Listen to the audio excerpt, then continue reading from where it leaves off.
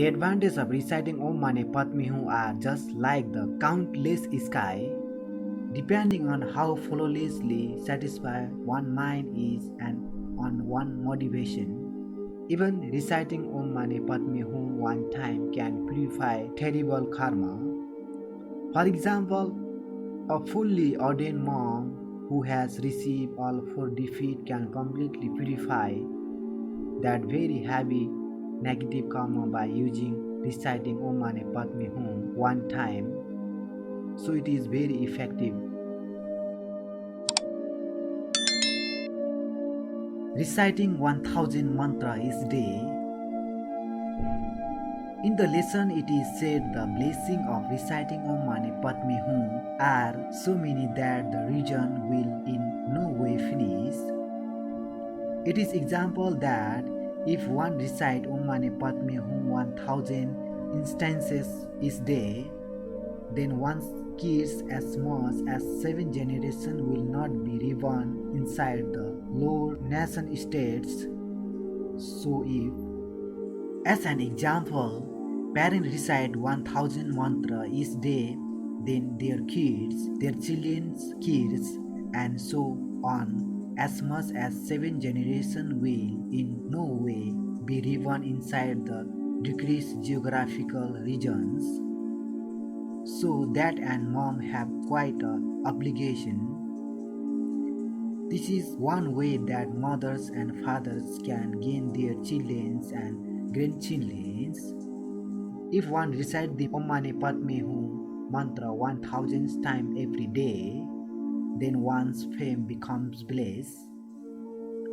So when someone who recites 1000 Om Mani Padme Hum every day is going into water, right into a river or ocean for example, that water becomes blessed. Whoever that water touches fish, tiny or massive animals, or tiny bugs, the poor karma of all those sentient beings is purified and that they do now not get reborn in the lower realms. If one recites 1000 Om Mani Padme Hum each day, then on the time of loss of life, whilst the body is burnt, even smoke that comes from it purifies the negative karma of whoever it touches or whoever smells it. The bad karma of these sentient beings to be reborn inside the lower nation state is purified. 15 major benefits. There are 15 fundamental benefits which are the same for each the long and the quick mantra.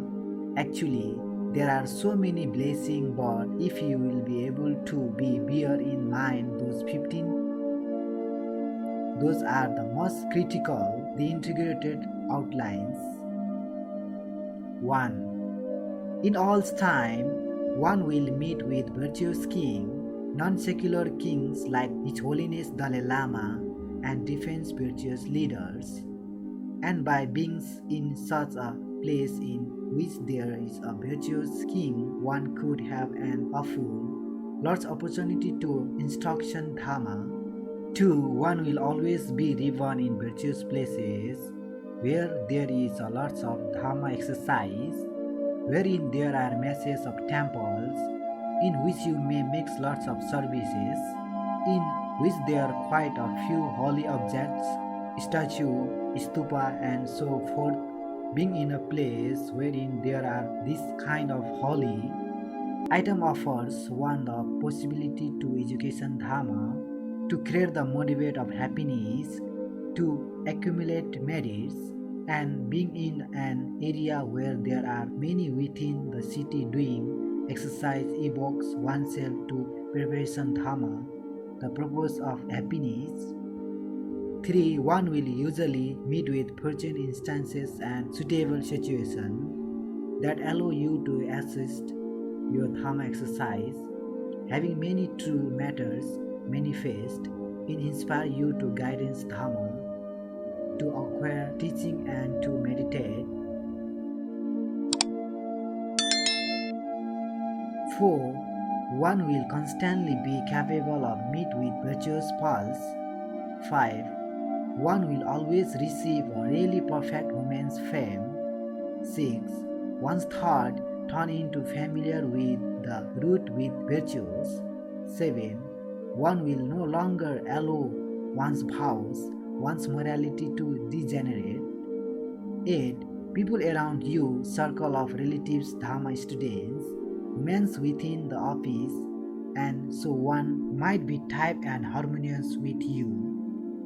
9. You will always have wealth, the means of living. 10. You will usually be covered and served with the aid of others. 11. Your wealth will now not be stolen or taken away by using others. 12. Whatever you want to will succeed. 13. You will always be protected by way of virtuous nagas and devas. 14. In all lifetimes, you may see Buddha and be capable of hear the Dhamma. 15. By being attentive to the poor Dhamma, you will be able to actualize the profound meaning, emptiness. It is said in the teaching that anyone who recites this mantra with compassion, devas or people, will receive these virtues. In addition, the mantra has the strength to heal any disease and to defend from any harm.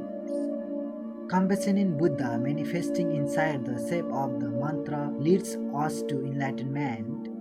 In relation to the holy body of the compassionate Buddha, we make offerings, acquire advantage, purify and meditate. Then the compassionate Buddha manifests within the form of the chant Om Mani Padme Hum. Reciting this mantra unifies our bad karma and causes us to actualize the whole direction from Guru devotion through renunciation, Bodhicitta, and vacancy as much as the two range of Tantra.